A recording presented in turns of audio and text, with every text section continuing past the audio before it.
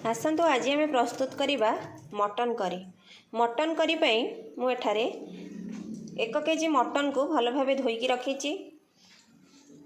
750 ग्राम पियाज काटी देइछि, अदा रसुण पेस्ट से किछि धनिया पाउडर और किछि जीरा पाउडर पकई देइछि, 3टी रसुण आउ खंडे अदा बड़ खंडे अदा नहीं कि पेस्ट करिछि। एठी किछि खाड़ा मसला रखिछि। प्रथमे चलतु आमे ए गोटा मसला तेल गरम करी पकेदेबा, पियाज भाजीदेबा, ता भितर मु आपण मानकु कहिबी आउ कौन कौन सब पकेबा।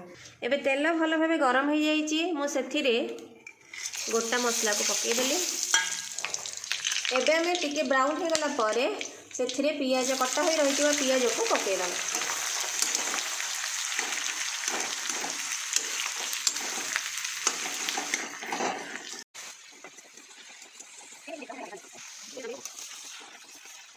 पियाजटी भाजवा भितर स्वाद अनुसार लुण, मटन मसाला, लाल मिर्च पाउडर, 2टी टमाटो को भल भाव काटिकी रखी। पियाजटी एबे भल भाव भाजी हो जाइए, देखंतु पूरापूरी भल भाव ब्राउन हो जाइए।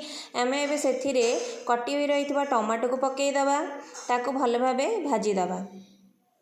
तापरे रखिथिबा मसला को सेथिरे पकेदेबा, बटा होई रहितबा मसला को पकेदेले, किछि पानी देदेले।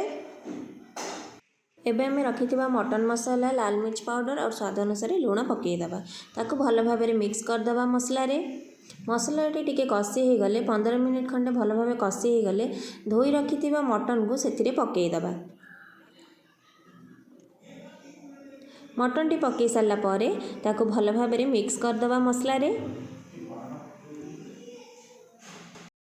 सेथिरे किछि हळदी पाउडर पकेदेबा, तापर ताकू भल भाव मिक्स करदेबा।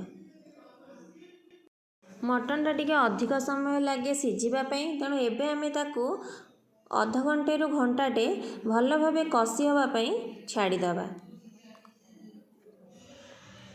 किछि आलू सेथिरे पकेदेबा। एबे आमर मटन टी भल भाव कषि हो जाइछि, ताकू आमे गोटे प्रेशर को काढ़ीदेबा, ताकू हुइसिल देदेबा।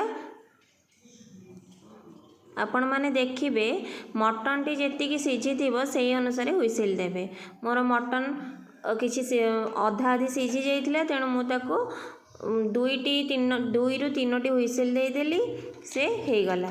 तेणु आपण माने देखिकी जेतिकी हुइसिल सिझीबा अनुसार हुइसिलटा देबे। एबे हमर सिंपल मटन करी प्रस्तुत हो गला।